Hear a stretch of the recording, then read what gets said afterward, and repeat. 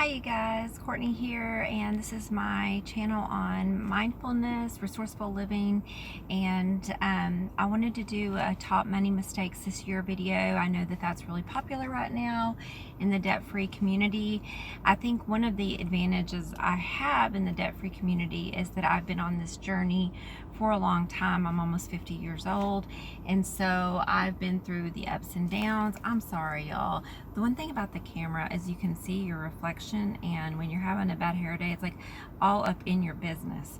So I think it is an advantage because I've been through the ups and downs. I have the reality of what happens through the ups and downs, and I think the mistakes I've made over my time on this journey have actually taught me a lot. And I'm sorry about my video here. One thing I want to get better at is content, but for those of you who follow me, you know I live on a farm, and so there are dogs and cats and donkeys and horses, and it's really loud, and honestly sometimes it's easier for me to pull over in a parking lot. So I probably need to get something that shoots a little better without me having to hold the phone or support the phone on the steering wheel, so you don't see all this space above my head. But anyway, good content is why you're probably here. So let's talk about the 5 top money mistakes I've made this year. First of all, I want to start by saying there's been a lot of good things that have happened. We sold one of our houses. I got married almost a year ago, and I had a house, and then we purchased a farm together and moved out there. And so we've done a lot of things right. I paid off my car, and I put all of the money in savings. We took a trip to Yellowstone, but other than that, I didn't spend any of the money. I paid the car off and put money in savings, and we spent about $4,000 in cash flow to trip to Yellowstone, which was my husband's dream vacation. And my husband had open heart surgery a couple of years ago, and we're 12 years difference. He's older than me. Though he's healthy and athletic, I wanted to spend time with my husband and do something really nice for him. So I don't regret that at all. But what I do regret, I have actually 6 things that are the top money mistakes for my year. Number 1 is we bought a boat. And so if you listen to Dave Ramsey, you know he's like, sell the boat. Well, we are debt-free except for our mortgage, which is substantially lower than 25% of our income. My husband had a boat. My husband had said for years how much he loved my dad's boat, and he would love to have my dad's boat. And it was things like, if I ever have $1 million, I'm gonna have a boat like your dad's. Well, my dad, one day I went over to check on my dad, and he said, I'm selling my boat, and I'll sell it to you for like a really, really good price. Or I said, really? How much? And he gave me a really good price, almost probably half of what the boat was worth. So I talked to my husband, and on a whim we bought the boat, and my dad took our boat, and so it was about $3,000 difference, or maybe $3,500. And my husband now is like, I miss my old boat. I wish I had my old boat back, because his old boat was small and he could go in and out of these sloughs and stuff that he likes to fish. And in the new boat, it's really big and it just doesn't serve the purpose. So my mistake is that I'm a people pleaser, and I love to see people happy and give, but I'm also a terrible enabler. And so what I've noticed in my relationships with my husbands, I've had 3. One was for 20 years though, and I've been with this next one for 7. So, you know, I haven't had a slew of husbands. The first one was a year, and I was 18, and I was an idiot. But I love to do things for people. I love to make people happy. I'm a giver, and so I notice, and I realize now that my doing that for him actually didn't make him happier. Now, it was his money that we spent, our money, but it just still, it didn't, at the end of the day, he wasn't any happier about it. So that was a number 1 thing that I think of when I think of money mistakes. We should have put that money on our mortgage. Number 2 was house paint. We painted the outside of our house, and we went to the paint store and we took a sample of a picture frame that we want our house to look like. We have a cabin, and I didn't think about this until after. We didn't talk to the painter. We talked to the paint store, and we had them help us find a paint stain. I should have asked the painter, is this going to look like what this picture frame that I want it to look like. It didn't. Our house, I'm sorry, you guys, I'm so sorry. Our house ended up looking like gray. It looks like primer to my husband and I. We hate it. We absolutely hate it. And it looks nothing like the sample that we took in. And so we want to have it redone, but it's not necessary because it's fine. I mean, it's okay by some people's standards, but we absolutely hate the way it looks. We spend a lot of money and time on our house and our cabin, and we hate it, and we want to redo it, but we're not going to redo it until we pay the house off. So yeah, that was a huge mistake. The third thing, which I really intend to change this year, is our food budget.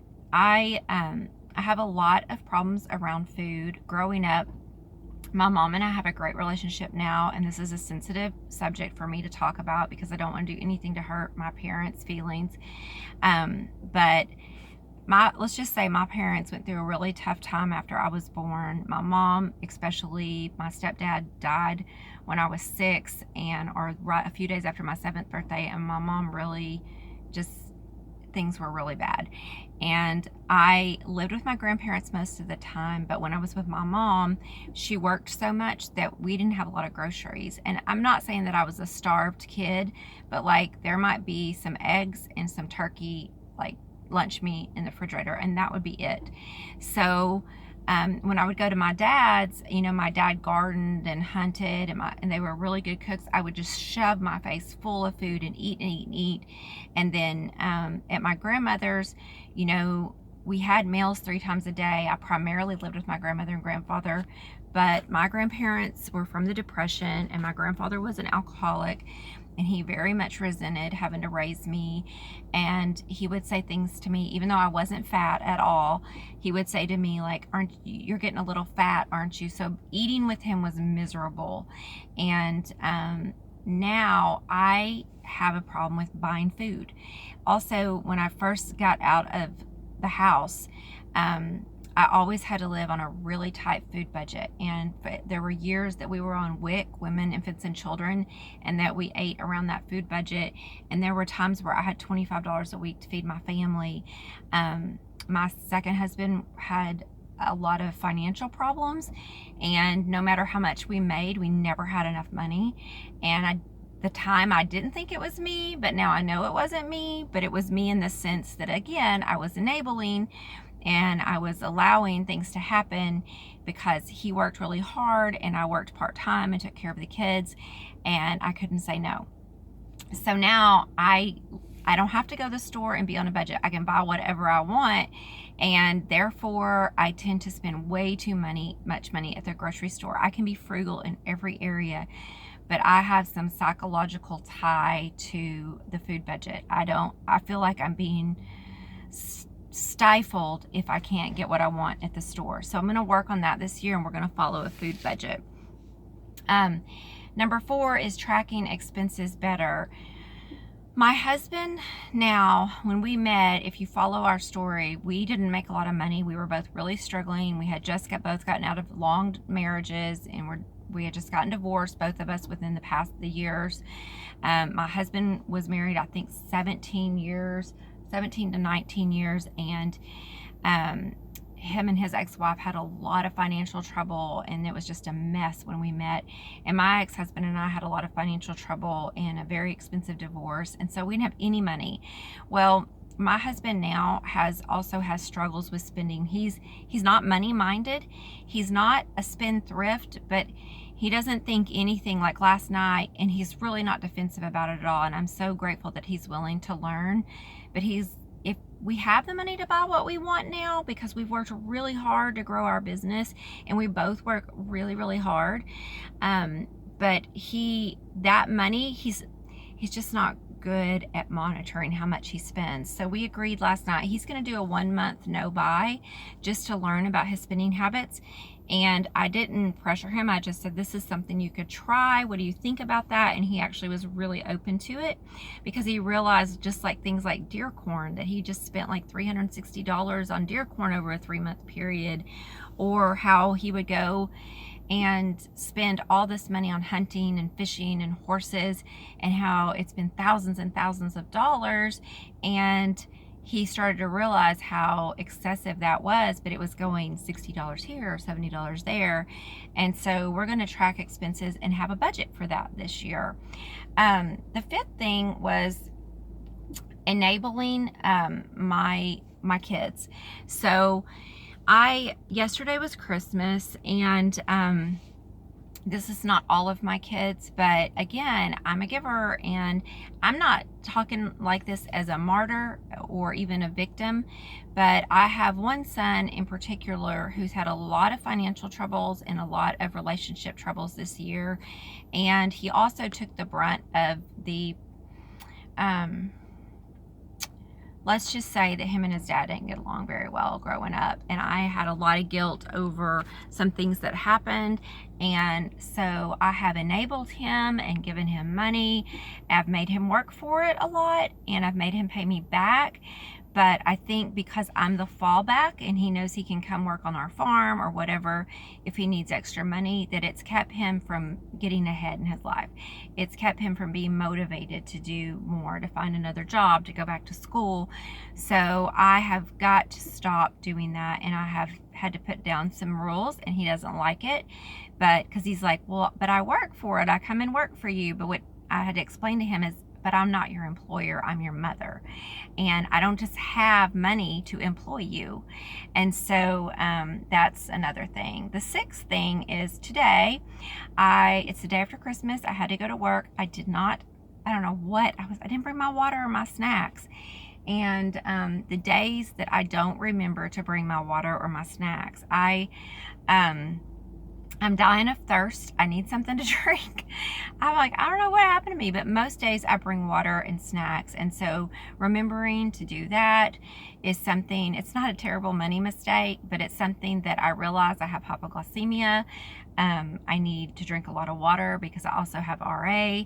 And so just being more consistent with that. So thank you for watching. Those were my 6 money mistakes for the year. A lot has gone right. And I don't really like the word mistakes because I think it's all learning opportunity, and we all do things.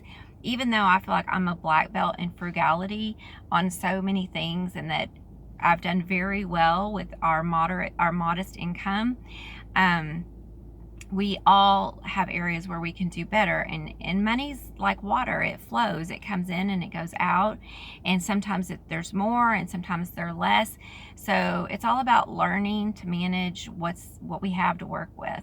So I wish you the best of luck. Happy New Year, and I'll be doing another one on my plans for 2019 around our budget and frugality. And I'm big about not only the how but the why. Not just, the tornado alarms are going off. There's no tornado. They test them every Wednesday at noon. I always know it's noon when I'm in town if that goes off. I'm going to talk about things I'm going to do differently in 2019, plans I have. So stay tuned. Thank you so much. Bye.